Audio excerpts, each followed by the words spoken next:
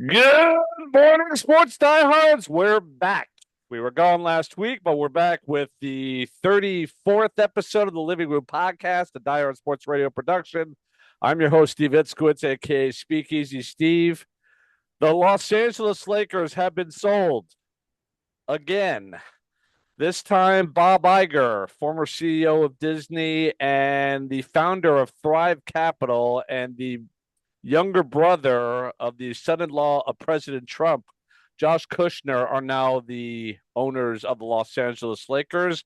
It was Mark Walter for about 5 minutes, but he pulled a real estate transaction and flipped the Lakers less than 1 year after he was approved as an owner in the NBA last September after purchasing the team last June from Jeannie Buss and the Buss family. What does it mean for the Lakers, and what does it mean for sports that another multi-billionaire from the corporate world, what does that mean for sports in terms of private equity taking a lot of these teams? Is this good or bad for sports and sports fans? We'll get into that. We are going to continue our NFL preseason coverage.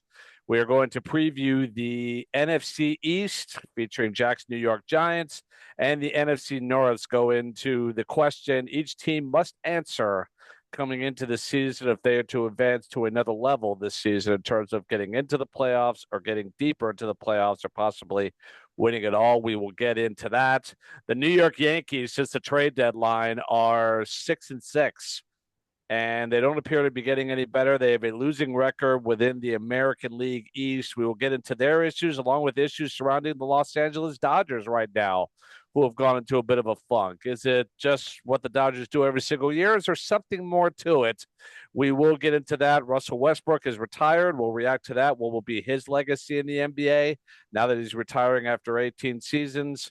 And whatever else we could think of in the hour and a half that we'll have here, we will get into. In the meantime, let me bring him back on after taking last week off to go on a trip with his boys from his University of Massachusetts Amherst days, going up to New Hampshire. He's back with us, and we call him Batman because he's swinging for the fences with every take he gives. Mr. Jack Angelo is back with us. Jack, good morning. How are you? Good morning, Steve. How's life out there on the West Coast? At least you're not in Hawaii getting hit with that storm. Oh, yeah. I mean, life is busy and definitely ready for football season. I'm actually going to be visiting Portland, Oregon, for the first time. I've got a bucket list item to have sample Pinot Noir in the three major regions of the West Coast known for it. There's a Santa Rita Hills and Santa Barbara that I've been to several times, the Russian River Valley, which is Napa Sonoma, that I've been to now twice, and the Willamette Valley in Oregon, just outside of Portland, will allow me to check that off or cross that off my travel bucket list. So I am looking forward to that. Will you It's a little cooler this week. We've been in the heat wave, but it's been a little bit cooler this week, a little muggy, although not like it is back there. And so we're getting a little bit of a break from massive heat and 100 plus degree range. So when you're things out are in okay Portland, here on the West Coast for the most part.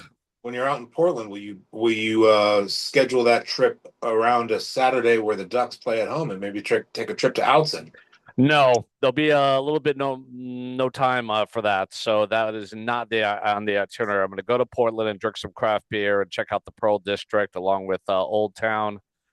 Just walk around there and kind of take it all in, and then we'll be at the Willamette Valley on Sunday, the 6th of September. Then I'm not sure what I'm going to do on that Monday on Labor Day. Then I'll be back on Tuesday, but unfortunately there'll be no trip to see the Oregon Ducks play or the Oregon State Beavers play because I wasn't able to quite squeeze that. Plus, it's a longer trip. Oregon's a bigger state than you might realize, actually. So to get Yeah, to I don't know how either far. Salem or Eugene would take probably a couple hours, I believe, from Portland. So I wasn't able to squeeze that in. Yeah, I think Oregon State's in Corvallis, but that's Corvallis, you're right. You're right. Corvallis and Eugene. I always mix up Salem. I always want to mention Salem I for some think reason. But Salem's yes, not too far from Portland, but not Salem. Eugene is not too far from Portland, but I've never been to the state hmm of Oregon, yeah. so. Well, maybe I should take a look. I'll have a rental car, so depending on when the game is, maybe I can squeeze that in. Who knows? I'll take a look at that. When I But went out to it's Seattle, I did catch a game at Husky Stadium about 20 years ago. I More did than that. too. Yeah, 30, Yeah, I was there Big 90s. 1990, '90s. 1992. I visited a high school friend who went to the University of Washington, and we went to Husky Stadium. I don't know Beautiful if I've stadium. seen a nicer backdrop behind the stadium than Yeah. what I saw at Husky Stadium. It is a Yeah. really beautiful scenic area. It looks really nice Yeah. after it rains. Yeah. I saw Washington play Utah State that day. It was a good time. hmm I remember who Washington was playing that day. It was a Pac, well, at the time when they were the Pac-10. Talk about dating myself. It was an opponent out of the Pac-10, but I forget who it was. It may have been Oregon State now that I think about it, but Steve Entman days and Don James was the head coach at a time where University of Washington was a perennial national championship contender under Don James and guys like Steve Entman playing for them. But at Yeah. any rate, that's back in the day. Let's deal with some modern day stuff going on in the world of sports as the football season gets closer. But this week, Jack, the NBA kind of stole the headlines, if you will, with Mark Walter, the owner of the Dodgers and several other entities in sports, bought the Lakers last June for $10 billion from Jeannie Buss and the Buss family, was officially certified as an owner by the Board of Governors in September of last year. So he had been the Lakers owner for about 10 months. And now he has sold his stake, a 66% stake, to Bob Iger, the former chief executive officer of Disney, and Josh Kushner, the founder of Thrive Capital, as I mentioned at the top, is the younger brother of the son in law of President Trump. And of course, I'm talking about Jared Kushner. My first thought was, yeah, right. If you buy a distressed property and you fix it up and you flip it, that's a very common thing. I didn't think of the Lakers as a distressed property. I thought, Mark Walter, when he bought the team, I thought, well, if he waits long enough and you only react this way when something like this happens, he might have doubled his valuation after 5 to 10 years if he out of the team longer, but he flips it. And it's very, very strange. Mark Walter right now under investigation by the SEC for one of insurance companies possibly committing tax fraud. No charges have been filed. Let's be clear about that. It's only an investigation at this point. But you don't flip a team like the Lakers. So, from your perspective of the outside looking in, how did you react when you heard this? And do you think there's something more to it than Mark Walter looking for a huge payday? I think it has a lot to do with the criminal investigation he's under, potentially criminal investigation he's under by the SEC. Um, Whether he's trying to shed properties or liquidate, only he and his lawyers know the why behind it. But something like that doesn't happen with any sports franchise, least of all the Lakers. You don't do that.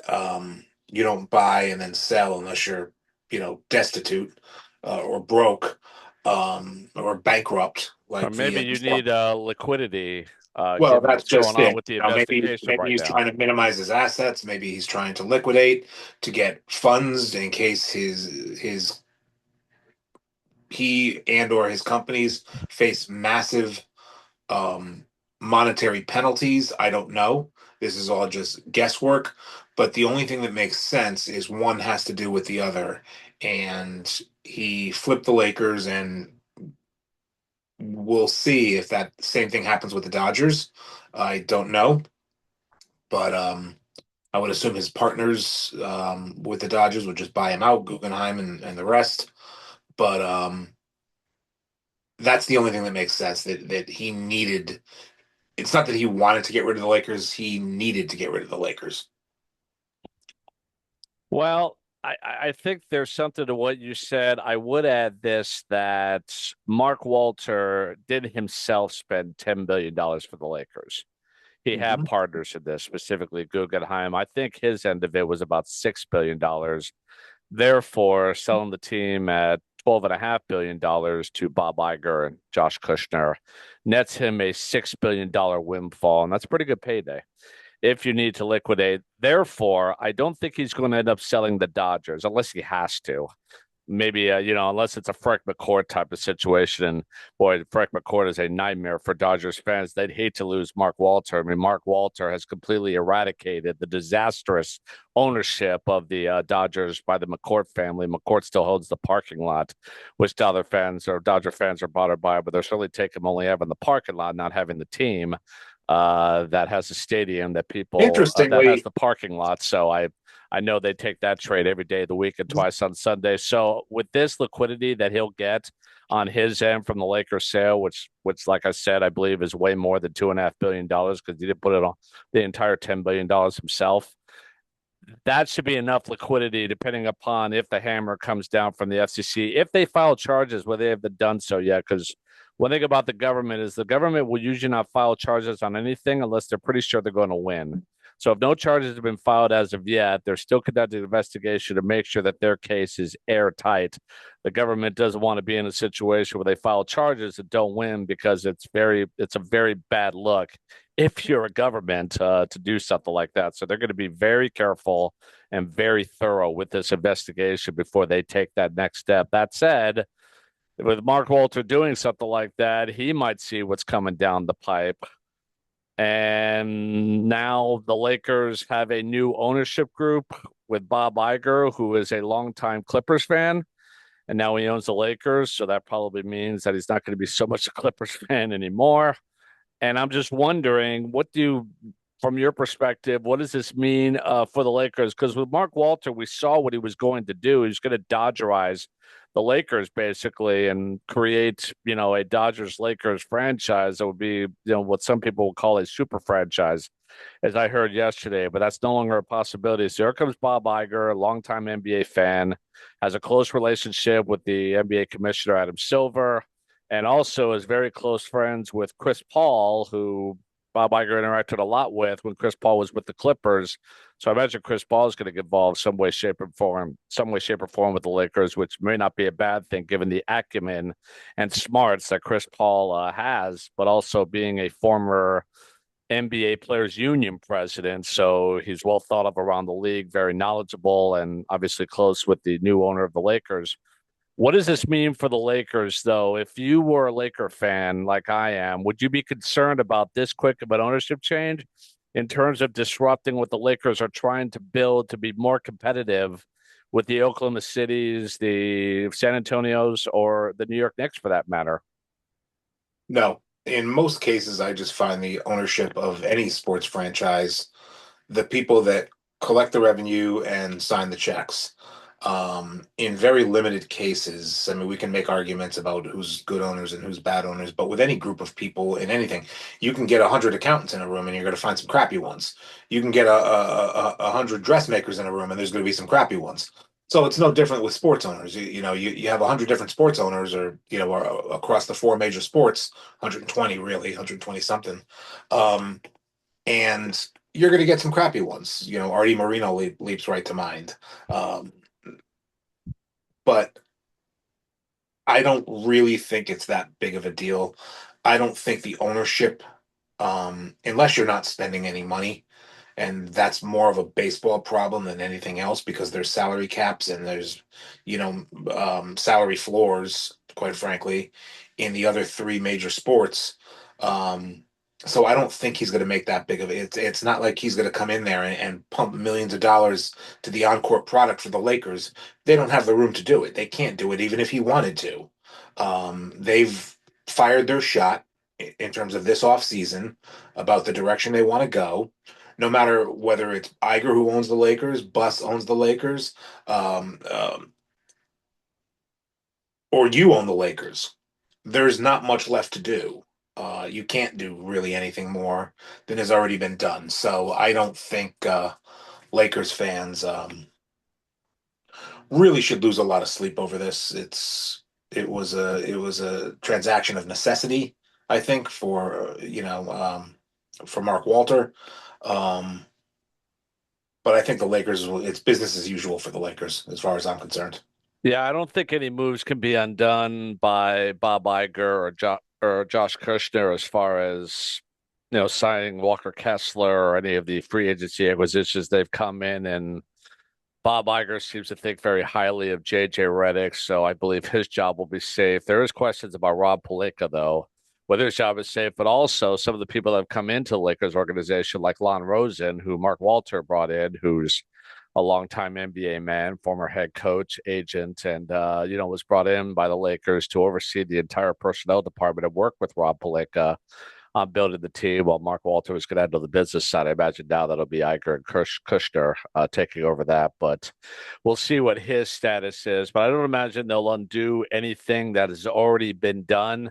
And oh, by the way, if they do that, that would be the nightmare for Lakers fans because at this point, they're still trying to sign Jonathan Kuminga. They're staying in touch with him. And I don't know what Kuminga is waiting for. The $20 million season contract is not out there for him. He's going to have to take a bet on himself and he's going to have to, be more consistent to go along with the immense talent that he has. But that's a whole other story. So that's really the last piece. But to undo the Lakers, what they've done at this point would be the Lakers' nightmare scenario in the short term. So I don't see any of that happening. But I'm intrigued to see how they handle the front office and if the people they brought in, including Lon Rosen and the rocket scientist and his assistant general manager, if that will change or they'll stick with those guys for the time being and then go from there. And if they do that, if they bring stability as opposed to upheaval to the Lakers at this juncture, I would appreciate that as a fan. But as a fan of the Lakers, as a fan of sports, as a fan, a longtime fan of sports, but also someone that's been involved in business. You've been involved in business at a high level and in retail and in the banking industry for a while now. So you're heavily involved in finance. And there's a trend in sports right now of private equity, multi-billionaires buying up these teams and teams being sold to conglomerates on a high end. Bob Iger and Josh Kushner are the latest. Private equity financial conglomerate to take over a major sports franchise, the glamour team of the NBA and the Lakers. Is this something you're concerned about when it comes to teams and fans specifically and affordability, being able to go to these games? Do you worry about that aspect at all? And do you think there's any possibility that James Dolan, who owns the Knicks, Madison Square Garden, and the Sphere, that he might want to sell to a private equity firm at some point? So first question, then the second question, if you would, please. The answer to the private equity question is yes. I find it a bit concerning. I believe they just passed a new law where private equity has to stop buying up all the, residential real estate around the country and keeping that. Oh, good. That'll help with the housing bubbles in various markets. Well, that's just it. And I think they just passed a law that, that stopped private equity from doing that, from buying up, all these residential homes and doing whatever they're going to do with it. But now they might pivot and turn around. Okay, if we can't buy homes, we could always buy teams and other things like that. So what about that part of it? I don't think the fans are really going to see a big look. The fans have been priced out of professional sports for a long, long time. That's true. That doesn't mean we should tolerate it, though. At some point, the other shoe has to drop, right? Like even billionaires are human beings too, not immune to human struggle. Maybe less so on a lesser scale, but I mean, it's life is sometimes much bigger than we realize. It is, but in a capitalist society, this isn't a feel-good story. It's no get as much as you can and screw everybody else. Not all conglomerates operate like that, but that's let's call it what it is. Yeah. Do I think the fans are going to see any big changes from this? No, not really. Not on the surface. They're like you touched on before. There could be leadership changes coming down the pipe, maybe not immediately within the Lakers. And honestly, is that such a bad thing?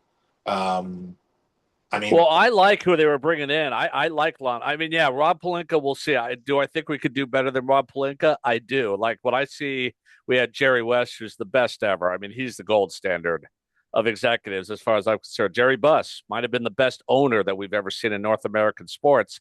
And then Mitch Kupchak hands it down to Jerry West, and he was pretty good, winning a couple of championships and studying from the best in Jerry West. So do I think we could do better than Rob Pelinka? Absolutely, I think we can. Not that he's bad. He's not. He's good.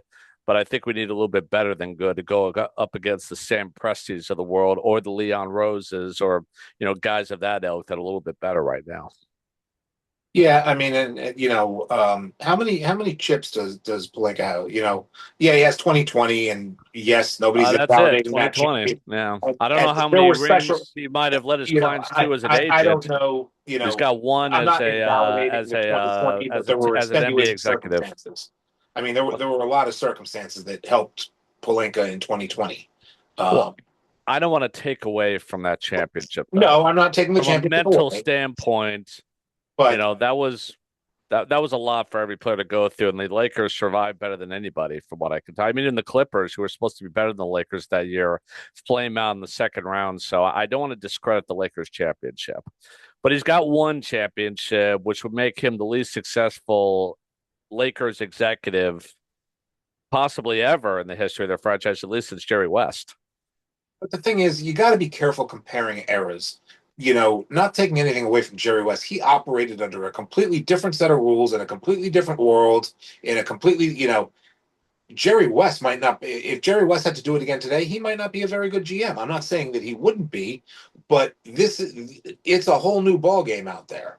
The way professional sports is today is much different than the Showtime Lakers of the 80s. The Showtime Lakers of the 80s are 40 years old, and a lot of what went into running a team back then is obsolete now. So I don't even know if Jerry West would be a successful executive today. I don't know I if, think he would because he hates losing. He would adjust. And, one thing I would push back on there is, the Golden State Warriors. yep, What started that run? One of the aspects that started their championship run, the Warriors wanted to trade Klay Thompson to Minnesota for Kevin Love. yep, And Jerry West, who was consulting at the time, working with Bob Myers, said, if you trade Klay Thompson, I'm out. They didn't trade him, and here we are. So I'm going to push back slightly on that. I mean, you have a point in terms of different eras. However, this was 10 years ago, and Jerry West knew what they had in Klay Thompson, stopped the trade. And a lot of people in Golden State, Joe Lacob and Bob Myers especially, are saying, thank God that Jerry West was here to stop us from doing that. So I'm not so sure that's an accurate portrayal of Jerry again, West in well, modern basketball. That being said, you have a point about different eras, but I think Jerry West hated to lose so I'm not much saying Jerry that he West would have wouldn't be figured it successful. out. I mean, So I could argue Mark Jackson was a bigger part of Golden State's turnaround than Jerry West was. Mark Mark Jackson took Jackson that certainly team, deserves credit as well, he took but that team from a doormat and sure. made them competitive. And then Absolutely. they I don't drafted think he Steph should. Curry. I don't think he should have been fired. He was fired because of his personality in the locker room with his religion. He was a Yep, very good head coach. I agree. I yep. completely agree with you. I think Jackson got screwed in a lot of different ways, but I think Jerry West also had foresight as well to know that trading Klay Thompson was a horrible idea. Right. Well, we're a bit off topic, but back to the original question. Rob I Pelinka, yeah. Can the well, Lakers not do better? Yes, I think. I mean, what do you think? um, I don't follow the Lakers as much as you do. I have seen enough, and we've discussed this before, and we don't need to get into it again, or we can get into it as the season gets closer. I've seen enough Lakers fans Mm-hmm. very unimpressed with the Lakers offseason this year. Save Kessler. And this is Laker people, not just the national media and all that stuff. Sure. I have seen a lot of Laker fans that feel this offseason should have been a lot more. So, that's just me. I don't believe in making change just for change's sake. Like if you wanted to can Palenka, well, who are you bringing in?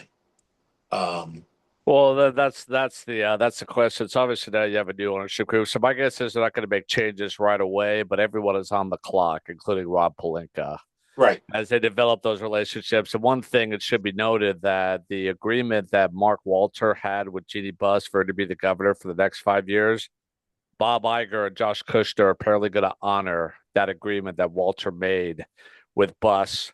So she'll go on as the governor, which I don't think is a bad idea because she's well known around the NBA, respected around the NBA, has those relationships. And even though she's very close with Palenka, obviously with Iger and Kushner, she's gonna have to be a little bit more objective about the inner Yep. circle she used to surround herself with when she was majority owner. It's a little bit different now. She's gonna have to be a little bit more long term oriented in her thinking and be a little bit less subjective about Rob Palenka, maybe more objective. So we'll see what that influence is for Jeannie with Rob when it comes to the new owners. Yeah, and I think part of that, I think Iger and Kushner know the kind of cachet that the Buss name has with the NBA, and I think Mm-hmm. if they didn't honor it, there's a chance they might not get approved. You know, That's a good point. That is a good point. um, Again, Jeannie they has haven't those been, they haven't Jeannie been. has those relationships This with deal the is other not. owners, and ultimately they're going to be This ones. deal is done in writing only. It's not Yeah. consummated yet. They haven't been approved by the league. Well, they're going to So fast track it, I imagine, with probably, this in place, but with Chris Paul possibly being involved, with Bob Iger having a close relationship with Adam Silver. I imagine they're going to fast track this. It was supposed to take probably, way but more time for Walter to get certified than it took. I imagine it'll be the same for Iger. well, yeah. I mean, the NBA season. I mean, training camp is what, a month away. The first game for the Lakers is October 21st. So yes, If we're you about figure, 2 months. We're a little more than 2 months away well, from the no, I mean, season, training and camp we're a little over a opens month, up about a probably in month and a September. half away, or a month, yeah, about a month and 10 days away from media day. So yeah, So they're going to want to fast track this. yeah, I mean, it needs to get done. But yeah, I don't think Lakers fans, just to put a bow on this, I don't think Lakers fans. I think it's a big nothing burger as far as Lakers fans are concerned in Mm-hmm. terms of the on-court product that you're going to see. I Yeah, don't think there's much there. They'll change a few pictures at Laker Hall or wherever the hell their corporate office is. yeah. Yeah, I would tend to agree with that. So, but it's a great And story, and and it's you asked about obviously James it's the Dolan. first time in the history of North American major professional sports that a team has been sold twice in a year's time. I mean, it's not uncommon for teams to get sold, obviously. It's just uncommon for them to get sold this fast. James Dolan, you asked about James Dolan. While he isn't selling anything, he I mean, he's got a the massive Knicks empire. He could probably the get well $20 billion well no what the he Knicks and has the right now. Rangers used to be under one MSG bubble. The Knicks Yeah. and the Rangers are now separate corporations. James Hmm. Dolan is chairing both, but they are no longer. I mean, I guess they're teammates, so to speak, but they are no longer under the same umbrella. You don't want, here's another thing with private equity. And I think of a guy like Josh Harris, who owns the Philadelphia 76ers, the New Jersey Devils, the Washington Commanders. Are you biting off more than you can chew? With all those properties that James Dolan owns, the Rangers, the Knicks, Madison Square Garden, the Sphere, he's also in a rock band that he's very devoted to. He loves music, loves playing music, loves performing. Is he biting off more than he can chew? I don't think it's healthy to have that many things that you own. I don't think it's very real. I mean, it's lucrative, but show me money that talks people out of like, don't make so much of me. It's not good for you. Money does a. That's why I laugh when say money talks. Like, no, it doesn't. It doesn't talk. It doesn't do anything. It is to be accumulated and spent. That's what it's here for. Don't make any more thing more out of it than what it is. So money is not a good advisor or is not a good decision maker for people for the most part. I think he owns too much. Is that fair to say? And maybe he should divest himself a little bit of that since he loves music so much anyway. The simple answer is yes, but there's nothing preventing him from doing what he's doing. No, of Um, course not. you look at Kroenke, does the same thing. Um, a lot of these teams now, and we're not as familiar. A lot of these teams are owners in the EPL. I mean, the owner of the Yeah. Red Sox owns what, Chelsea, I think it is. Yeah, and the Glazer family, I think, owns Manchester City or United. I want to say United, and Stan Kroenke has Arsenal, you and know, Mark Walter, I think, has one of the EPL teams. I forget which one, but yeah, so I mean, they're spread out. Part of the qualifications of a good leader is they put qualified people in positions to make business decisions. They just sure. oversee, you know, but you know, uh, I think Yeah, we. we'll see. But there's a lot of people there. There's a number of people that own so many different sports properties, and I don't think it's healthy. I don't think it's beneficial on a lot of different levels. But it is what it is. Speaking of fast track, we are fast tracking our way towards the National Football League season. We're right in the middle of the preseason. There were 6 games on Thursday. There was a game between the Rams and the Chiefs yesterday, and so we're firmly entrenched in preseason at this point. Everyone's already looking forward to the season. People have been begging for football games. Now we're getting them, and people are like, well, it doesn't matter. Like, well, which is it? If you wanted, it should matter on some level, right? But my final comments will be about people excited about the NFL season, and then all of a sudden the preseason games don't matter. Those are, your intelligence should prevent you from contradicting yourself like that. So I'll get into that later, but let's continue our question game, previewing each division, starting with your beloved NFC East with the New York Giants, the Dallas Cowboys, the Washington Commanders, the Philadelphia Eagles. Who won the division last year? I think that was the Eagles. So we'll start with them first. What is the question that they need to answer coming into this season, a season that apparently will be right tackle Lane Johnson's last season in the National Football League? I think the Eagles need to deal with all the turnover that's come in this past offseason. Coaches leaving. They're arguably their best wide receiver is no longer there. They're coming off for them a down offensive year. They lost a lot of pieces on defense in free agency. The Eagles need to weather a lot of change this season and how quickly they can adapt to it. They have, yet another offensive coordinator. They have a new offensive line coach, and the guy that just ditched that job was considered the best in the business for a long time.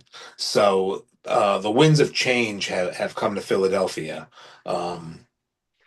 So we'll see how well they deal with that change. I've never been a big Jalen Hurts guy, even back to when he played for Alabama. I was not a Jalen Hurts guy then.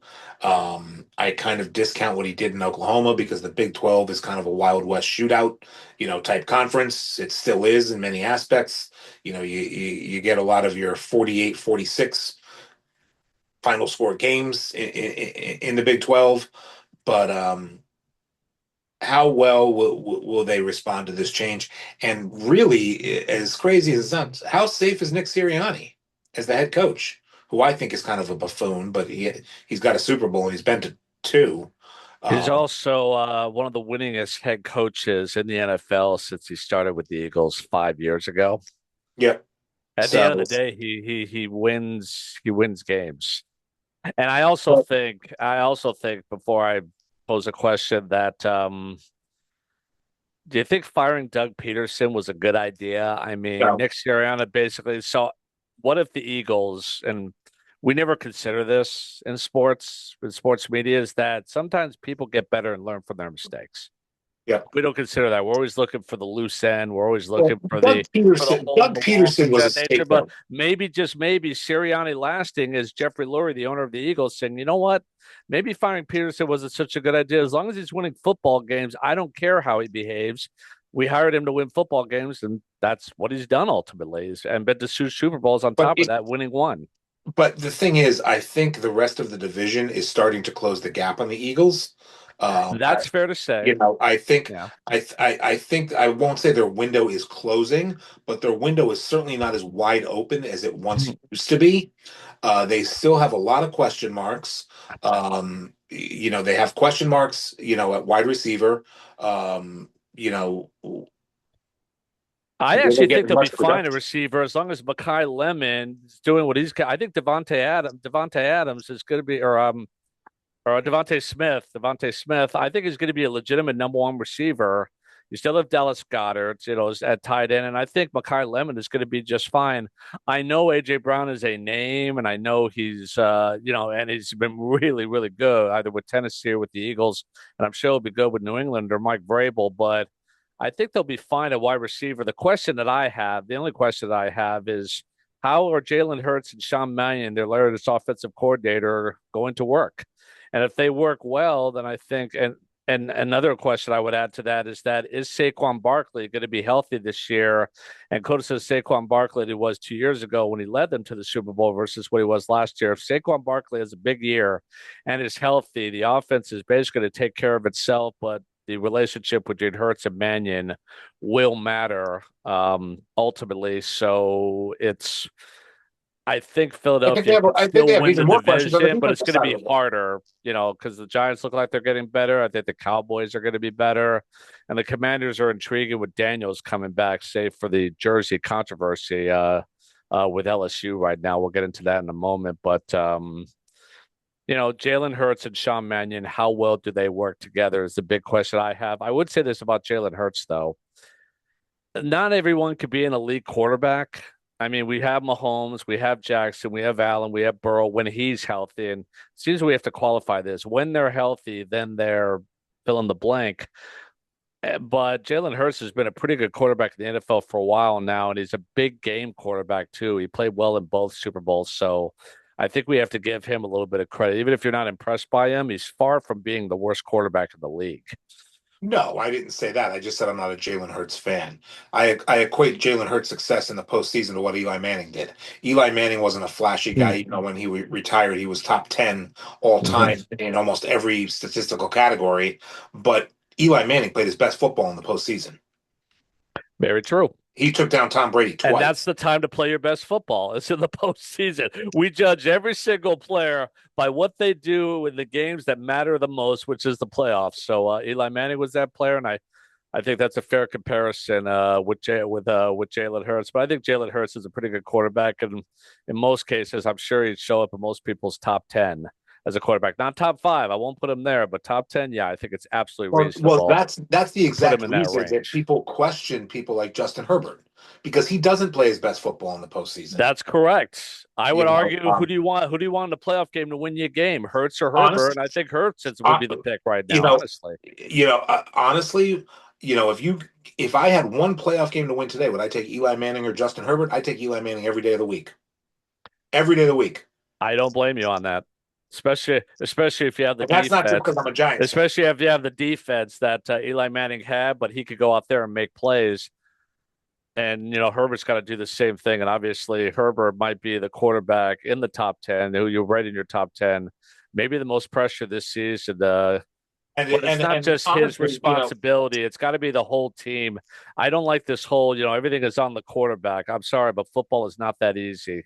So, but obviously, if everything is in place, if the offensive line is healthy, come playoff time, there's no excuses for Herbert. yep. But that's the AFC West. We've already done them. So, Right. yeah, I So mean, that would be the same for the Eagles. Yeah, Philadelphia has to deal with the winds of change. That's my biggest question for them. sure. Speaking of winds of change, major winds of change blowing in the next two teams we'll talk about. We'll go to the Dallas Cowboys, who drafted Caleb Downs, which I think is a great, great pick, is going to improve their secondary tremendously, an area of need for the Cowboys, and they might have gotten the best defensive back in the entire draft at number 11 or number 12, wherever they got him, which I thought was a value pick, considering I thought Downs would be a top 5 pick easily, but he wasn't.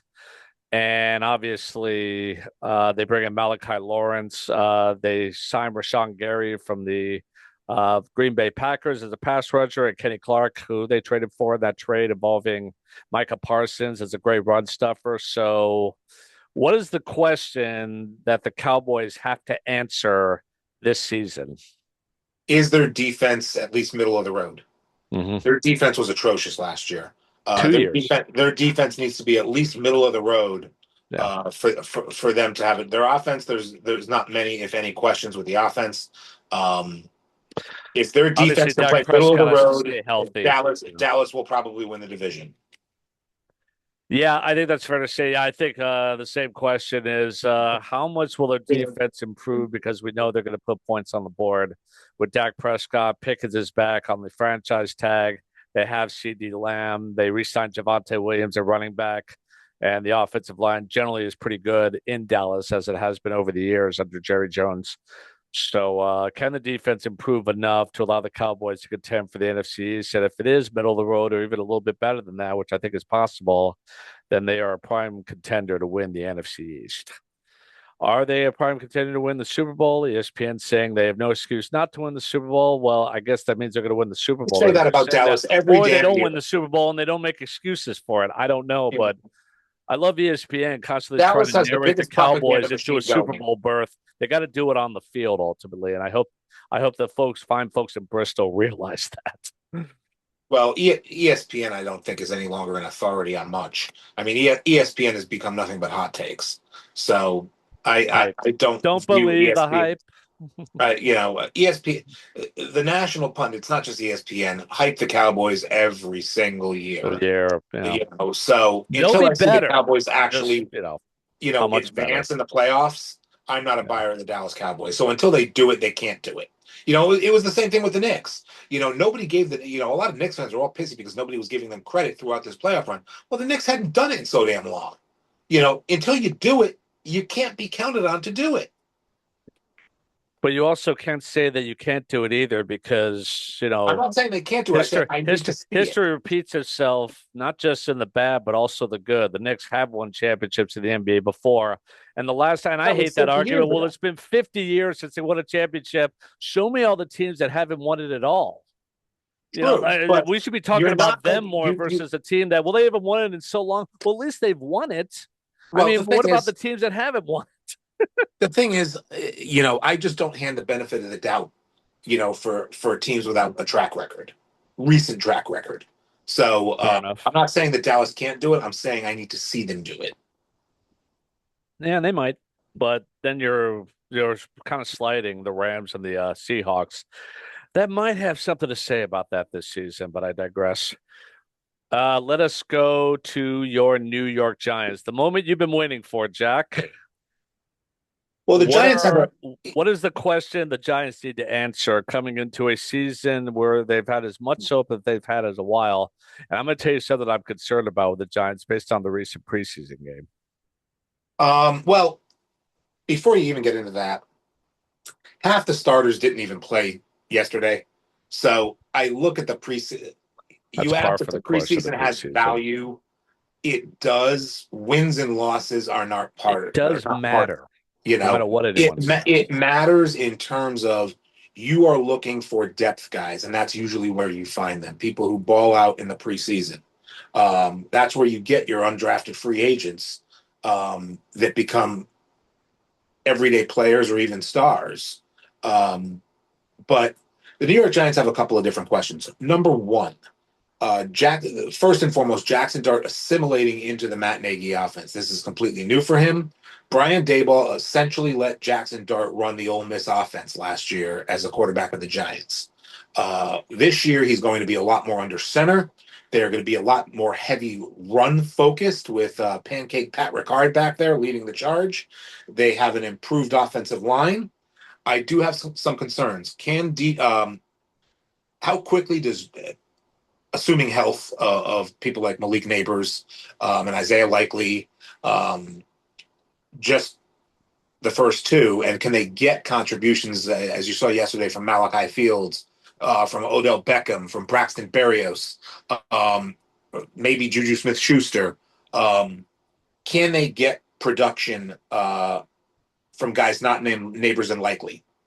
But here are my questions for the Giants. Do they have enough? Now, granted, Shelby Harris and DJ Reader did not play yesterday, so they had backup defensive tackles in against the Vikings. Like I said, Brian Burns didn't play, Tremaine Edmonds didn't play, so it was kind of a mix of ones and twos on the defense and the offense, really. But in terms of are Reader and Harris enough, and can they stay healthy enough to be an effective run stuffer? Because I love their pass rushers, I love their linebackers. I have some questions at cornerback, um, but I think Jackson Dart's assimilation and mastery of the Nagy offense, um, stopping the run, are the two biggest questions I have for the Giants going into this season. Your thoughts, sir? My thoughts, here's what I'm worried about. Obviously, the Giants had a great draft. You get Arville Reese to number 5 at linebacker, defensive He's going to end. be a stud. You bring in Tremaine Edmonds, who is going to be great in the middle linebacker area, defending against the run. And you draft Francis Mauigoa, too, for some infrastructure around Jackson Dart. Yep. So I thought the Niners, and you also bring in Isaiah Likely, who I felt like Baltimore should have re-signed and let Mark Andrews go, but John Yep. Harbaugh convinced him to join him in New York, and I thought that was a great signing as well. Isaiah Likely Well, is likely just a a mismatch great tight all over end the with a field lot of speed as a tight and end, size. so he'll add a blocking and athletic dimension to a Giants offense that could absolutely use it. My concerns with the Giants is one in the first preseason game into the blue tent when Jackson Dart. He has got to protect himself as a quarterback. That is absolutely paramount for him to do that. Some way, somehow, Matt Nagy and John Harbaugh are going to have to rein him in and say, listen, you're no less of a man if you protect yourself. We need you. You've got to be at your best. We believe in you. We drafted you in the first round for a reason. Mind you, Joe Shane drafted him in the first round. I'm sure he's had that conversation with Jackson Dart. So he's got to protect himself. So, and Cam Scatterbo has also got to be smart as let me stop you for well. a minute. Let me stop you before you go on to your second point. When Jackson Dart was sent to the tent yesterday, was that on him or was that on the running back who missed a block because Jackson Dart got blindsided? It wasn't Jackson Dart being reckless. Fair enough. There was a free blitzer. Fair enough. I actually did not watch the game, so if that's That how was it not went on down, then Jackson Dart being reckless obviously with the football. that's I it. agree with you. Obviously that's a coaching moment. But You know, you hope Tyrone Tracy missed a Because block in Jackson Dart the at times last can three be a little blitzes. bit reckless. You hope that he is learning to protect himself a little bit more and understanding that ultimately your job is to be on the field helping the Giants win games. It's hard to do that I when you're off agree the with field. that in So, terms of the reckless. You don't need to fight for the extra 2 yards on every play. there you go. Where There he's you got go. to get better. There you go. Yeah. Yesterday was not on him. Learn when to And I'll go say down. about the blue tent for Jackson Dart. Yeah. The blue tent is 0-6 versus Jackson Dart. 0-6. Well, it only takes one trip to the tent for his career. know, I mean, guys that get concussion early in his career, think of Tua Tagovailoa. Like yeah, sooner or I mean, later, Jackson if he Dart has goes, had he one might go to concussion. the blue tent where the blue tent wins this time. You don't want to take that chance. I wouldn't. There's two sides to every story, and sooner or later, the other side might drop if he doesn't protect himself. But if he Right. does So, that, then great. I think that'll make a huge difference. yeah. I'm I also mean, worried that Malik Neighbors is still not back yet. They bought in Darnell Mooney as a free agent. yep. They drafted a wide receiver in the second round. I forget his name. Malachi Fields, Malachi Fields. who Thank made you. that great touchdown. To add some Sports depth Center along with highlight catch Darnell yesterday. Mooney, but I'm worried about Malik Neighbors and his availability right now. They're absolutely going to need him because he is a legitimate. Think about Malik Neighbors, Darnell Mooney, and Isaiah Likely on the field together. That's a pretty good tandem of receivers there, don't you Yeah. think? It is, and plus you add the best fullback in the league. He's a 300-pound freight train, in that Yeah. regard. Yeah. And then you have the running backs, and then Dart is always capable of escaping. And he's got a strong arm, so he can make all the throws. Well, you saw it yesterday, running to his left, throwing back across his body. It was kind of a Mahomesian throw, which you don't want to do, but he has the arm strength to do it. I agree. Jackson Dart needs to rein in his recklessness, so to speak. Yeah. You don't need the extra. I know it's in his nature, and you don't want him to not scramble and not escape when it's called for, but you got to be smart and pick your spots and avoid hits. Get out of bounds instead of taking on the safety that's coming across. If you've gained 6 yards, don't try to make it 12 yards and then take a huge hit from a safety that's running across the field at you. Step out of bounds. Yeah. That's where so I agree with you. I agree with you in that point. And by the way, even more, and I appreciate that, even more so, there's a team you're going to face twice in the division this year, and that's the Dallas Cowboys. With a guy like Caleb Downs roaming back there, it's going to be even more paramount on Jackson Dart to avoid getting hit by a guy like him, much less anybody else. So, if he learns that lesson and applies it consistently, the Giants will be all right, especially if they can get Neighbors back. I think defensively, they're going to be really, really good, potentially a top 10 defensive unit in the NFL with some of the additions that they've made. I Really, think you my will see biggest the Giants question with the get better. Giants is that will the Giants come together offensively with Jackson Dart being smart like they need to for them to take a big leap this season? I think you will see the Giants get incrementally better week over week this year because don't forget this is new. This is entirely new for them, and Sure, it's yeah. a younger team. Um, so I think you will see marketed. When they go down and have joint practices with the Dolphins this week and play, in Miami Gardens next weekend, I think you will see a better product than you saw yesterday. Um, Again, it doesn't mean there aren't concerns, but as everybody assimilates more, as Malik Neighbors gets back onto the field, to my knowledge, he's scheduled for week 1 against Dallas. Mm-hmm. That hasn't changed.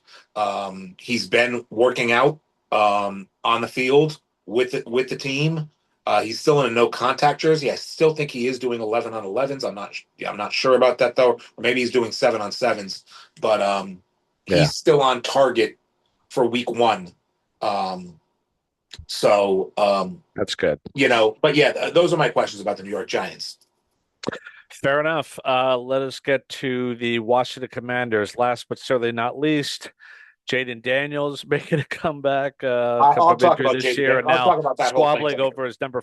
What's that? Yeah. I'll talk about Jaden Daniels and the number 5 thing later. But Well, we'll dovetail that on. Let's talk about the Commanders first, because believe it or not, Jaden Daniels can't be an entire football team by himself. Believe me, he's too small. But I digress. What is the question that the Commanders have to answer coming into this season? um, they have to prove that 2 years ago wasn't a fluke. Yes, there were injury concerns with Daniels last year, but even when he was playing, the Well, he was Commanders. injured flat out. It was a concern. It was a reality. Well, yeah, but the thing is, when he did, I say concerns because yes, he did miss time, but Yeah. even when he did play, the Commanders weren't right last year. They weren't right at all. No. Um, so I think it's a pivotal moment for Dan Quinn and that coaching staff to get the Commanders back on track. They're still a fairly old team in terms of age, especially on their defense. Um, I think the Commanders need to step up and show who they really are. Um, could I see the Commanders winning 10 games? Yes. Could I see the Commanders winning 5 games? Yes. Yeah. Which Commanders team are we looking at this year? Well, for me, the question is, can the offense become the unit that they were 2 years ago, in which they're going to have to be a lot healthier than they were last season? They bring in Treylon Burks from Tennessee, who flamed out there, hoping that he can find himself in our nation's capital. Van Jefferson as well. They drafted Antonio Williams. Their big traffic, Sonny Styles, I think, is going to supercharge their defense in the middle, because even though Sonny Styles is not the biggest player in the world, his motor is always running. I love that pick for Washington at number 7. So I think their defense under Dan Quinn will get better with the presence of Styles, but really it's on the offense. Can Jaden Daniels be the quarterback that he was 2 seasons ago, leading them to the NFC Championship game before they lost at that particular point? That would be the big question for Washington. Another question is that if things don't go well in Washington this year, is we see 6 to 7 head coaches fired every single year on Black Monday. Could Dan Quinn be one of those coaches? I don't think his seat is hot right now, but I think it's warm. Is that fair to say? I think everybody, whether it's Aaron Glenn or Dan Quinn, or we can go down the Yeah, list. that seat is hot only because of the owner that he has and Woody Well, Johnson. you That's you always have you hot. have a guy out there in Sean McDermott, who's not working this year. So you Good point. have a big name coach out there. Who else do Forget you Mike have? Tomlin. Is he the only Mike one? Tomlin. Well, he's the one that leaps right to mind. Probably, yeah. I think Matt LeFleur, and we'll get into the Green Bay Packers, but you have somebody who is a big time coach that isn't coaching this year. Take Tomlin out of the mix. So yes, I think Tomlin, Quinn's. that's the other guy I was thinking of. I, Yeah. I think he's done. I don't think Tomlin's ever coming back. Maybe. It's Maybe, been rumored but that he that's has not no interest common in coming back. knowledge, and that's always going to be in the back of my mind of an established head coach that might be an odd seed, that whether he's done or not, no one knows that for sure. Well, like I said, it's when you have a guy like that out there, and who knows, maybe next year Matt LeFleur will be on the market too. You don't know. I mean, we'll I get into think if Green he Bay. can't win any more playoff games, Ed You policy know, at some point is going to be like, all right, I've given this guy every chance. well, and that's I just think it. Matt So LaFleur's seat might be a little bit warm right don't now don't too, you think coming into the don't season. you think and we'll get into Green Bay. If LaFleur was let go by Green Bay, you don't think there'd be teams lined up around the block to hire him? Well, He'll Sean get a job in McDermott. 4 seconds. No, yeah, no, absolutely. Or he'll be an incredible offensive coordinator for someone, if nothing else. He's So going to be a head he will coach. definitely land on his feet Oh to yeah, be sure. easily. Yeah. So, but yeah, you're right. I think Dan Quinn has a lot to prove this year. Um, he's been a successful head because he took Atlanta to a Super Yeah. Bowl. But granted, that was the biggest choke job in Super Bowl history when he was there. But I know Everyone Norm wants to likes to put that blame on Shanahan. Shanahan, but he Yeah, wasn't even the head coach at the time. I hate yeah. when people I say don't that. blame It's like, coordinators. he had a head coach. They're going to be like, hey, maybe we should try something a little bit different as the Patriots are making a furious Well, comeback on the, someone. At in the some point, National the head Football coach can League, step in, I I They don't have that believe right. I don't believe in blaming coordinators because the head coach, if it was so egregious, I mean, Right. you could argue what a coordinator is doing, but if it's so egregious where the fans are that, the head coach needs to step in and say, you need to change. The head coach is still the CEO. Okay. Right. So, Final I know decision Norm, maker. I think Norm just likes to push your buttons with the whole Shanahan stuff. I don't blame It's Shanahan for that. true. Yes, Yeah. I think Shanahan could Well, have I always coached push different back with the games. same thing, and it's like Norm. All right, come on, you got to tell. You At know, some point, we'll leave you have Norm. to tell the truth about Norm's all of not this. Norm's not here to defend his position, so we'll leave Norm out of that. But I think he likes to push your buttons sometimes with the whole Shanahan thing because Yeah, that's why if the Rams don't win he it knows this year, enough I'm going to be he all knows over enough it. football to know that the head coach is that if what Shanahan was doing with that offense, which was wrong, in that Super Bowl in the second half, it was Dan Quinn's job to rein him in and say, look, you're going to run the ball, period. But that's water way under the bridge. Um, but yeah, I think Washington needs to at least be in the mix for a playoff spot this year. The NFC is going to be really competitive for playoff spots. Really Absolutely. competitive. Absolutely. And I also want to shout out the Kansas City Chiefs, former linebacker Leo Chenal signing with the Commanders. I think that was a good signing as well. So I think Washington will improve defensively. It's all on the offense. If the offense comes around and was, some percentage of what they were 2 seasons ago, then the Commanders might fool around and find themselves right back in the playoffs in an NFC East that is going to be very intriguing to watch this season, to say the least. All four teams have a chance to have seasons that would be memorable in a positive way. So we'll be watching that all season long on the Living Room podcast. Let's move on to the NFC North.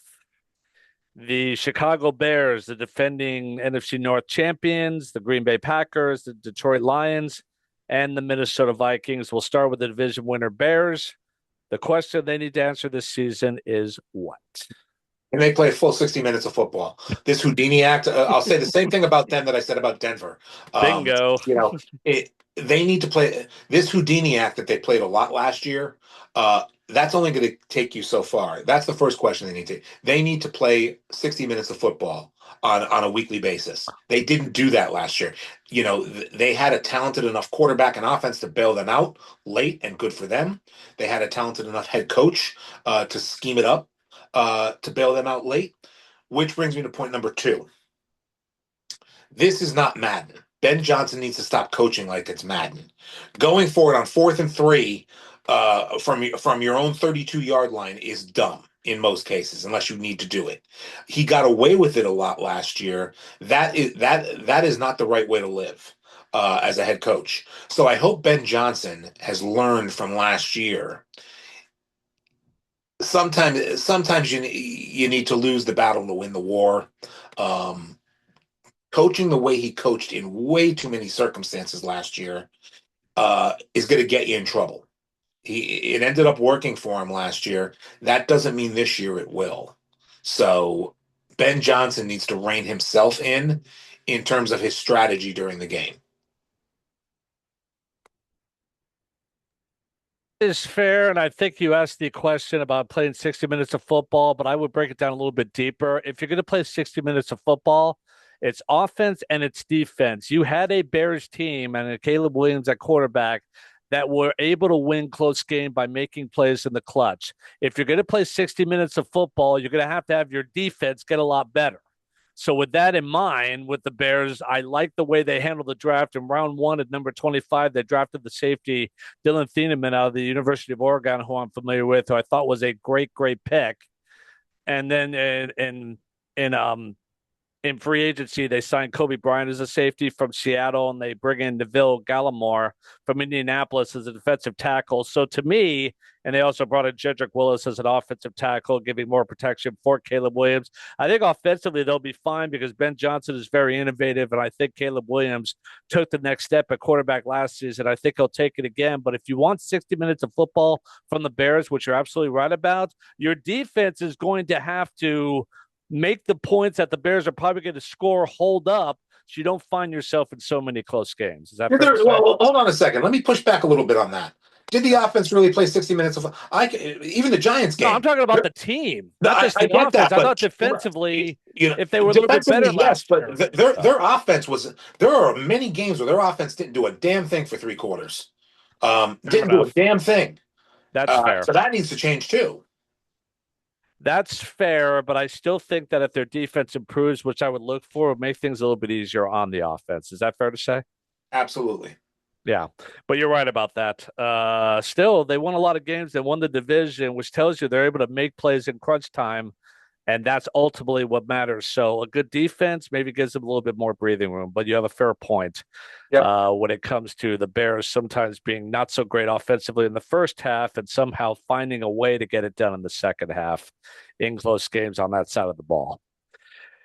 The Detroit Lions, who lost David Armstrong, one of their running backs, to the Houston Texans. They signed Jahmyr Gibbs. I think he's the latest, highest paid running back in the NFL. He got a big payday. Bijan Robinson of Atlanta got a big payday. So did Jonathan Taylor over in Indianapolis. I think Gibbs right now is officially the highest paid running back in the league, and probably deservedly so. Great fantasy back. What is the question that Dan Campbell and the Detroit Lions need to answer this season? Their defense needs to stay healthy and play better. I don't have much problem. I think like Dallas, their offense can roll. I think Detroit has the offensive capability to score 30 points a game, no matter who they're playing. Amon-Ra St. Brown. Yeah. Jahmyr Gibbs. Yes. And what's the tight end's name? Is it Hawkins? Go right ahead. Huh? Is it Hawkins? No, TJ Hawkins. He plays in Minnesota. Either way, I'll look it up. Anyways, someone's pretty good over there, but I agree with you. But go ahead, continue. But the defense, A, needs to stay healthy, and B, needs to play to their capabilities. Their defense was not good last year. They didn't play well last year. Even their offense didn't. Detroit needs to play to the back of their football cards. They're a much better team than they showed last year. They need to get back to that. I think pound for pound, Detroit is arguably the most talented team in the division. I think that case can be made. Are you going to play like it?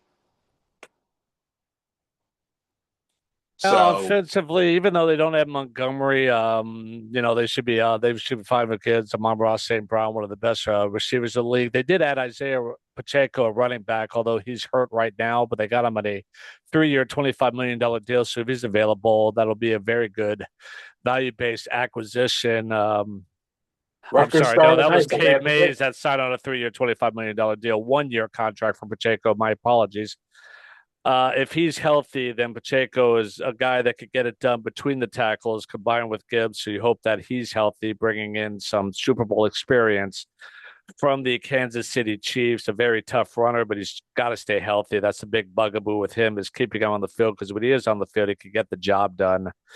So offensively, they should put points on the board. It's really defensively. I think Aiden Hutchinson is coming back healthy this year. That will certainly help from their pass rush. Brian Branch, I want to say, the safety, I think he's still hurt. They're going to want to get him back in the secondary. They had to move on from Davion Mitchell because of a legal situation. Who just signed with the Seahawks. Yeah, he signed with the Seahawks, but that really hurt because I thought Mitchell was a good player for them, but he screwed up off the field, and Detroit let him go, citing his character. And the Seahawks are, giving him a second chance. We'll see if he takes advantage of that. But that kind of hurts. But I think they need Branch back in the secondary, if I remember correctly. Hutchinson coming back. But for me, you're right. Can the defense play to the level that they did when they went to the NFC Championship game against the 49ers a couple of years ago? They should put points on the board. So a better defense, a healthier defense with Hutchinson back in there can contend for the NFC North. Yep, absolutely. And we'll get back to the 49ers. I want your thoughts on their first preseason game after we finish the NFC North. I actually haven't watched it. But I'll have to look at some highlights of it. Let's save that for next week, actually. I need to go over the highlights. And they played Tennessee, and Tennessee, quote unquote, won, even though Cam Ward looked like crap. But anyway, go ahead. Is Cam Ward one future discussion? A lot of negativity around Cam Ward in Tennessee. Is he going to be a bust? We'll get into that later on, actually. But that word's kind of getting thrown around. He's not very accurate, and he's not very charismatic. And I'm beginning to wonder why he doesn't have a team around one overall, because he's a quarterback. This whole quarterback situation in the NFL is just out of control. But anyways, we'll get into that later. The Green Bay Packers, the aforementioned Green Bay Packers. Micah Parsons apparently will not be back until sometime in October. They have a light schedule early, as we discussed earlier in the preseason. So they might be able to, hold water or keep their heads above water until Micah Parsons can come back. But what is the big question that the Packers have to answer this season? They need to close out games. There was a reason why it took a long time to realize that Matt LeFleur was coming back to coach the Packers this year. Whether that's scoring more on offense to put games out of reach, or heaven forbid their defense come up with a key stop in the fourth quarter, because it didn't happen a lot last year, not against good teams. Whenever they were in close games against good teams in the fourth quarter, 9 times out of 10 they ended up losing. I understand Michael went down, and he's a huge piece to that defense, and he's a game wrecker, or at least he has the potential to be on any given down. But they need to close out games. Yep, and that will be on the defense. Also, Jordan Love. I feel like Jordan Love is one of those guys that starts slow, and then he picks it up as the season goes along. But the one question that I have is that who is going to be the go-to receiver? They shipped out Roman Dobbs. You still have Christian Watson in there, who could be a WR1 if he could stay consistently healthy and on the field, which has been an issue for him. Who's the wide receiver they drafted last year? Does Matthew Golden take the next step? Matthew Golden, yeah. Yeah, Matthew Golden, I think, has got to be the guy that gives them a solid go-to target. They'll have Tucker Kraft back, who was having a heck of a year before he went down with an injury last season. He looks to be the type of guy that could be a top 5 tight end in the NFL with his ability to run routes and catch the ball down the field. So they'll have him back. But the big question I have is that who is going to be the go-to receiver for Jordan Love throughout the season? And can Micah Parsons come back healthy and help this defense close out those games that you were talking about, so maybe they could go further in the playoffs than they've gone? Yep. The interesting question will be is, and we can, maybe after the preseason, we can pick our playoff teams and stuff like that. Just something to keep in mind. Is Green Bay a playoff team this year? Good question. The NFC looks deeper. It is a lot deeper. Yeah, because you could feasibly you might have a team or two from the NFC East that wasn't in the playoffs last year, could make it this year. The Giants and the Commanders specifically. Detroit didn't get into the dance last year. If they're healthy, they'll probably be back in there. Chicago's probably get back in there. You have the NFC West, where 3 teams might get in: the Rams, the Seahawks, the Niners. So I don't think Green Bay is guaranteed their playoff spot this season. That's for sure. Yep. But we can discuss playoff, maybe once the preseason is winding down. When we make our division picks, I think next week we could get into who we think is going to win each division and go from there. Sure. All right, let's go to the last but certainly not least, Kevin O'Connell and the Minnesota Vikings. New general manager, same coach. Kyler Murray is in there. Quarterback controversy of sorts. He's QB1.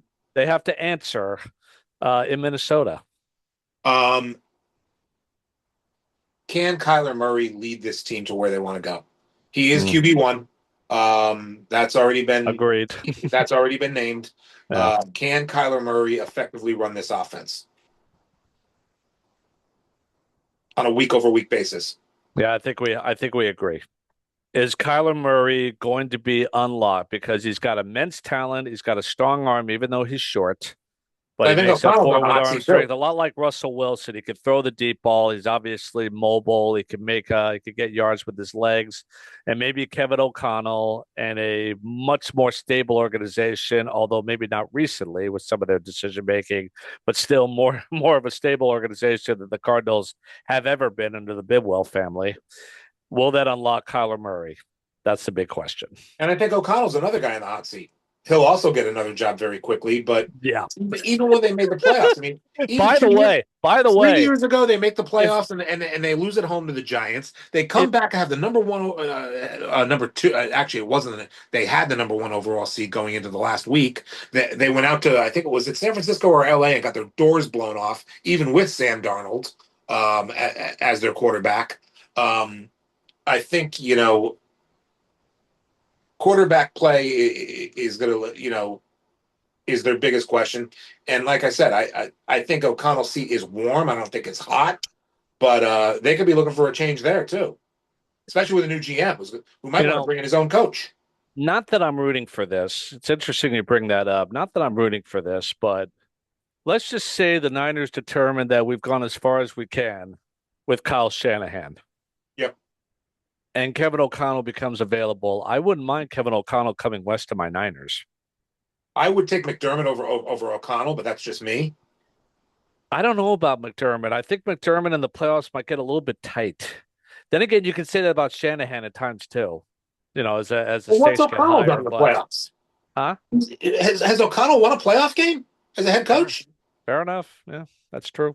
He lost to the Giants at home, and then he got his doors blown off. I think it was by the Rams or one of those Western teams. They got blown out.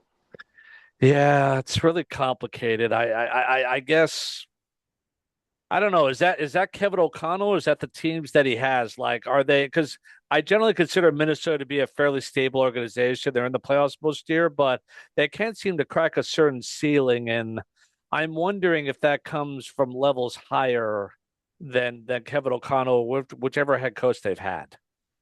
Well, the answer to that question is going to have to be yes. I mean, why do you think John Harbaugh became available?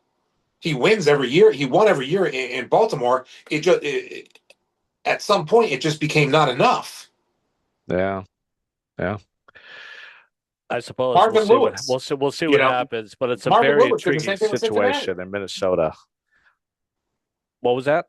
That was the Marvin Lewis playbook in Marvin Lewis, Cincinnati. yeah. That's why they ran Tomlin out of town. By the way, poor Mike Brown has the lowest valuation of any NFL team in any team in the NFL. It's like 7.4 billion. No wonder he's so cheap. He doesn't have a Yeah. $10 billion franchise like seemingly. Well, actually, the only 10 billion plus franchise in the NFL right now, as far as I know, is the Dallas Cowboys. But apparently, the valuation of his franchise is the lowest in the league, Yeah, 7.4 billion. that doesn't shock me. No wonder he's so cheap. But I digress. By the way, the name of the tight end in Detroit we couldn't think of, Sam Laporta. Dan Laporta, yep. He's a very good tight end as well, along with Tucker Kraft in Green Bay and TJ Hawkinson. So, the quality of the tight ends in the NFC North is pretty good with Yep. those three guys. So that's the answer to that question. Let's talk about our New York Yankees for a moment, who have a losing record in division. They won a couple of series and yet lost ground to Tampa Bay, who's been blistering hot since the trade deadline. I think they're up 6.5 games in the division right now, or something to that effect. The Yankees have a below 500 record in the American Leagues. The American League East has given them fits, particularly Toronto. And do you think they could come back and win the division? And No. is there too much pressure that is going to be put on Aaron Judge to save this team when he comes back? The guys in the lineup that are still there Hmm. are not getting the job done. Jazz Chisholm's No, been atrocious. Ben Rice, ever since the All-Star break, has fallen off a cliff. He's been awful. I love Garcia. I Yeah, think long and term he's even going to be a even great. even he has been, not what he was in Washington. Um, here's We'll what I give him think. time. I think he'll be all Here's what right. I think. Here's what I think the addition of Judge and Stanton and Bellinger will do. A, it lengthens the lineup. There are a lot of automatic outs in the Yankee lineup right now. And Cody's still a Um, catcher who we needed to adjust at the trade line, but you know, there are still a lot of automatic outs or close to automatic. Jazz Chisholm, even though he's Austin Wells has played a little bit better recently. Austin Wells, Caballero, McMahon. There are too many zeros in that lineup. What the addition of Judge, Stanton, and Bellinger, I'm hoping, will do is make pitchers work harder. Because even if Judge isn't Judge, uh, it's still a presence in that lineup mhm. where the pitcher has to work. Because you make a mistake with Judge, I don't care just coming back from injury or not, he's going to Add put one in Trent the seat. Grisham, by the way, to big zeros of the lineup. Grisham has not exactly been working But either for a and, while. and my biggest problem with Aaron Boone as a manager, the Yankees make more fundamental defensive mistakes. Than it happened the other day. Base running too You has know, gotten a little bit better, but it's still not where it but needs to be. Those are I mean, coaching issues. you had your center fielder Grisham let a ball drop because he ceded to Lombard running backwards from his shortstop position. You can't. I mean, that's just bad fundamental baseball. Yeah, I mean, and that's just one example. I mean, their defensive woes are atrocious, and that yeah. falls on Boone. A lot of the Boone, apologists out there. Well, they have a winning record every year. This and that. They win 90 games every. I don't care. They're, Their record they since keep Aaron us so Judge went down is not nearly 46. as good. I think they're Not nearly 46 as and good as what 46. their record was before he went down, and the first couple of weeks after he went down. Well, Judge has been gone since They've been May. trading. They've been trading water ever since Judge went down after the first couple of To answer weeks. your question, no, they're not going to catch. They're not going to catch Tampa. Um, I think that ship is sailed no matter how the Yankees play. I mean, Yeah. even best case scenario, Judge Stanton and Bellinger being back in the lineup together is still weeks away. Maybe mid And Judge September. and Stanton are going to be rust. I mean, what do you expect? I mean, I know they're big hitters and they're big guys, but I mean, it's I'm hoping they have a domino there's a effect. rhythm. There's a rhythm you have to be in to do what they do, That's and I just true, don't but think you can I'm expect that hoping right off the no. bat. But what No pun intended when they what return. I'm hoping is pitchers will have to concentrate. You Fair still have point. to Yeah, no, bring it to you pitch want to to have a Judge guy and out there Stanton and than not have Bellinger. him out there just to You make know, the other team think about it. So yeah, make a pitcher work harder. So then he makes a mistake to a guy like Lombard, to a guy like Garcia, to a guy like Rice. mhm. Um, make the lineup deeper so the pitchers Yeah, have to work harder. yeah. I mean, What do you think Toronto of threw a George? bullpen game yesterday and shut him out. Yeah, it's true. But Toronto, they're scoring early, but then Toronto passes and the Yankees just struggle to get to the 3 to 4 run mark. When they get 4 to 5 runs, they generally win those games because that highlights their strength, which is pitching. But when they don't, we're putting a lot on the pitchers. Yep. Tell me about George Lombard Jr. What do you think about him so far? I think he's been phenomenal so far. I think he's a Agreed. contact hitter. He's not trying to Yep. put him in the seats. Nope. I think he's a great defensive shortstop. Um, Yankees and may I, have found their answer at shortstop. maybe, I don't want to do what they did with Volpe and hand him the keys to the kingdom right yet. Fair Um, enough. so No I think argument for Jazz, me. no I matter what think happens, I Jazz think is I gone. think he's got more upside coming in than Volpe had, to be honest. I think he's a better player. Yeah. you know.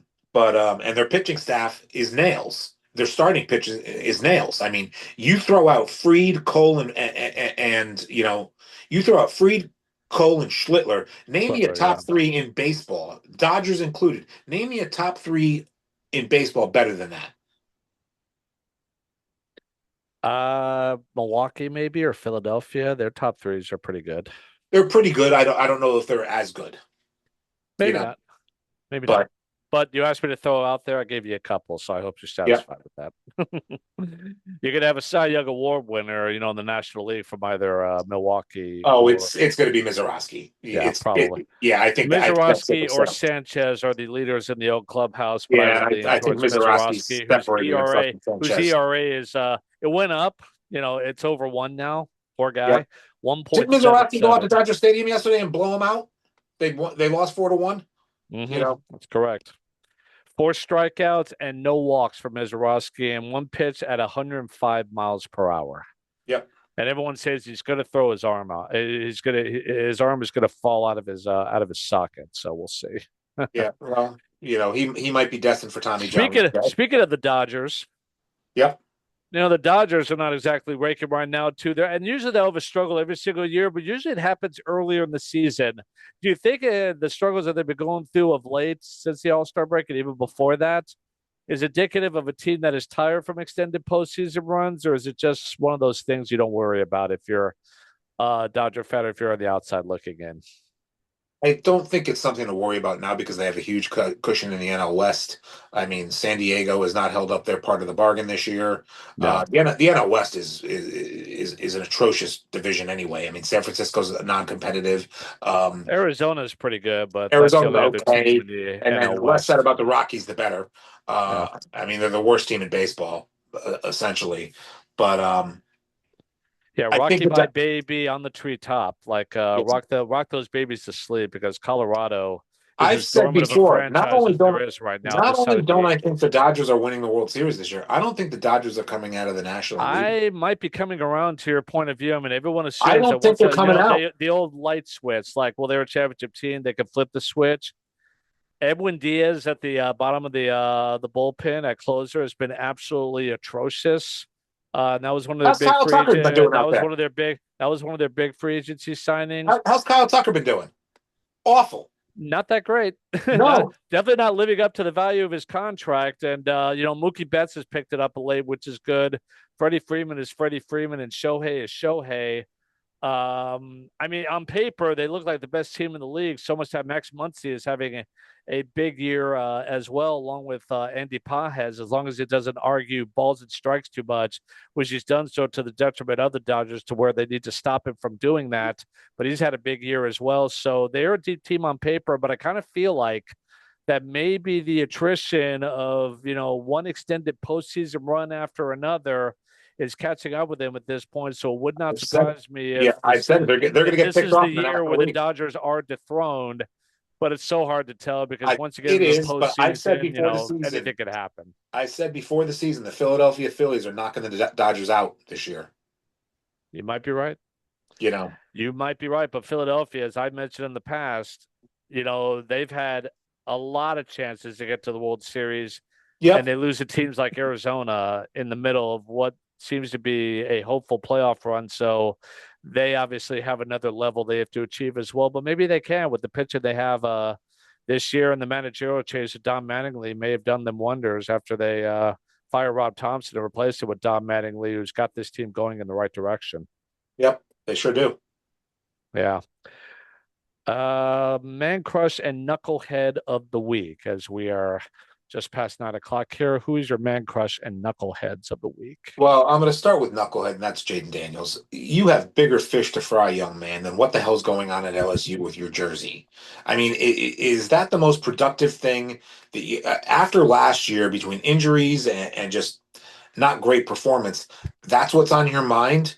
I mean, this isn't the off season where not much is going on and stuff like that. Not that it's even forgivable then, but you should have much bigger things on your mind right now than worrying about who's wearing number 5 at LSU. I mean, that is just stupid.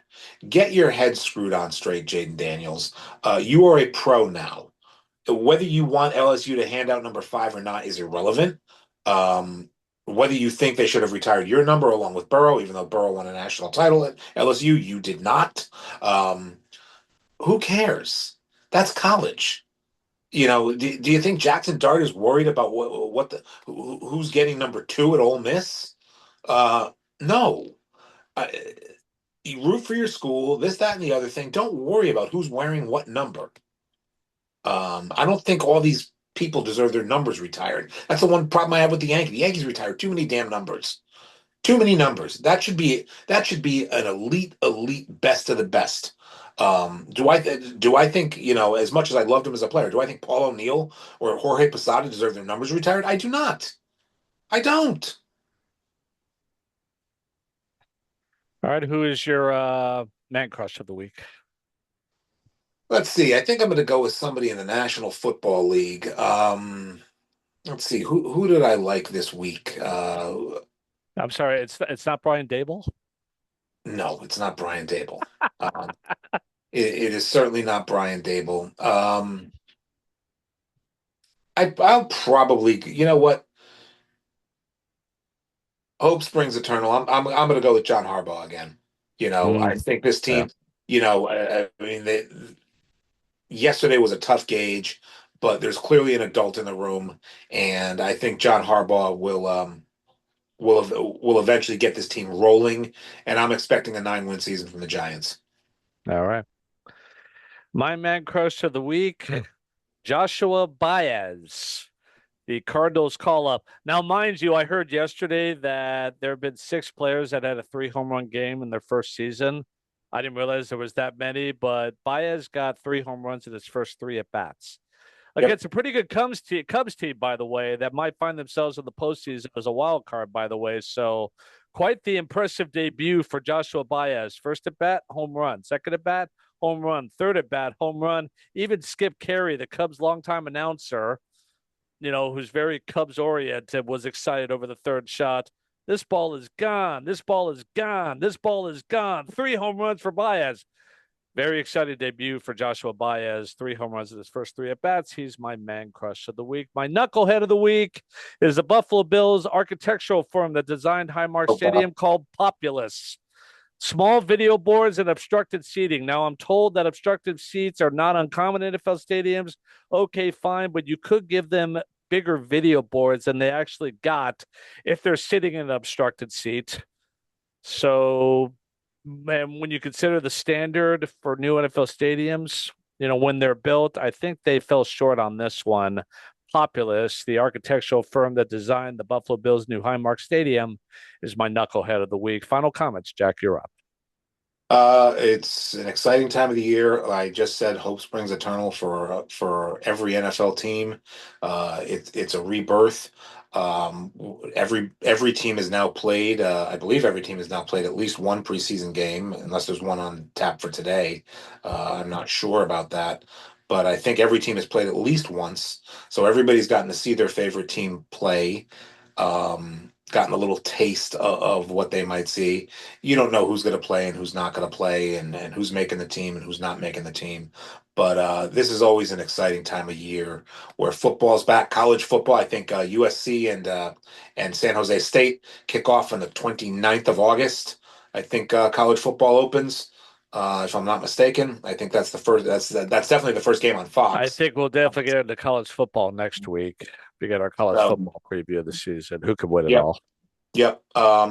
So it's just a great time of the year to be a sports fan in terms of football, both college and pro. Uh, College kicking off in earnest in a couple weeks, and the pros have kicked off essentially their preseason. So, what a time to be a football fan. Absolutely. Well said. My final comments are everyone's been clamoring for the NFL to come back. Well, the NFL is back. Preseason games at all. And I cannot tell you how many times that I've heard people on the radio say, well, this doesn't matter, that doesn't matter, this, that, and the other thing doesn't matter. Let me tell you why the NFL preseason does matter. I know the games don't count. And I know a lot of people say, let's get rid of the preseason, but you can't entirely do that. And here's why. It's because of what matters about the preseason. One, teams need to shape their rosters. They invite more players that are ultimately going to be on the team. 53-man squad, 11-player practice or scouting team, as they call it. That's number one. Number two, I think of a line from the movie Any Given Sunday, which starred Lawrence Taylor with Jamie Foxx, Dennis Quaid, and all those guys. And Lawrence Taylor talking to Jamie Foxx in the steam room saying, for every Jerry Rice, for every Barry Sanders, there's 100 guys you've never heard of. Well, it's an opportunity for them. How many guys come from, I used to be associated very briefly with a league called the Pacific Spring American Football League. As a broadcaster, there were two teams trying to get guys on tape to give them footage to submit to an NFL team to try to make a roster. Another reason why the preseason matters. Another reason why the preseason matters is that we're still getting football games. Everyone wants football games. Yeah, I know the regulars are not playing, but if you love football and you're waiting for football all spring long, all summer long, why are you going to complain if the regulars aren't playing? That's casual fan stuff. If you love the game, it shouldn't matter who's playing as long as someone is playing. And oh, by the way, that Hall of Fame game between Carolina and Arizona was an instant classic. If that was a regular season game, it would be an instant classic, despite the fact that the Cardinals and the Panthers are not exactly major brands like the Giants or the Cowboys or the 49ers or the Rams or the Chiefs or the Bills or someone of that ilk. But still, it's an exciting game when you have your games, and that's the whole point.